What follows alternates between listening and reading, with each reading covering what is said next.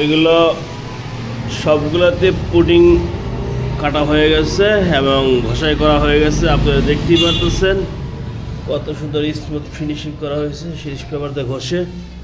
তো সাধারণত যারা অন্যান্য যারা আছে রং করার পূর্বে এইভাবে ঘষে না, আমরা এটাকে মেশিন দিয়ে এবং হাতে সম্পূর্ণ ঘষে এই পুডিংগুলো এগুলো যদি দেখে একটু ভিতরে দিয়ে দেখাই,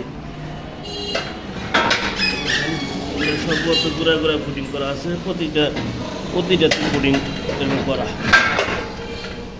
এই ভিতরে সব জায়গাতে সব কিছু পুডিং করা হয়। এইগুলো পুডিং মারা হয় যাতে করে দেখা না যায়, ওয়ার্ল্ডিংয়ের স্প্রুগুলো না দেখা যায়। এগুলো সবগুলো দেখেন, সবগুলোতেই আমরা এগুলো পুডিং করে। এরকম না যে আপনাদেরকে ভিডিও করার জন্য একটা দেখাচ্ছি এরকম না।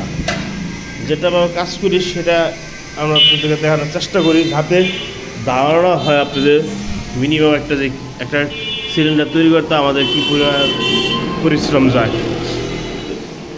আমরা যদি চেষ্টা করি চাই এরকম না ঘষে এরকম মরিচা আলাদা যেসব পাইপগুলো আছে সেগুলোতে হালকা পাতলা রং মেরে দিব এক কোট, সেটা করতে পারি। ওটা দেখলে বোঝা যাবে না উপর থেকে, ওটার ফিনিশিং দেখা যাবে, কিন্তু পরবর্তীতে এই জিনিসগুলো আপনাদের ভোগান্তি সৃষ্টি হবে।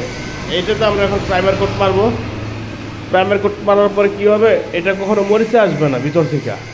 প্রাইমার কোট মারার পরবর্তী ফিনিশিং করার জন্য যে ধরনের রং আমরা ইউজ করি, ব্ল্যাক হতে পারে, রেড হতে পারে, সিলভার গোল্ড হতে পারে।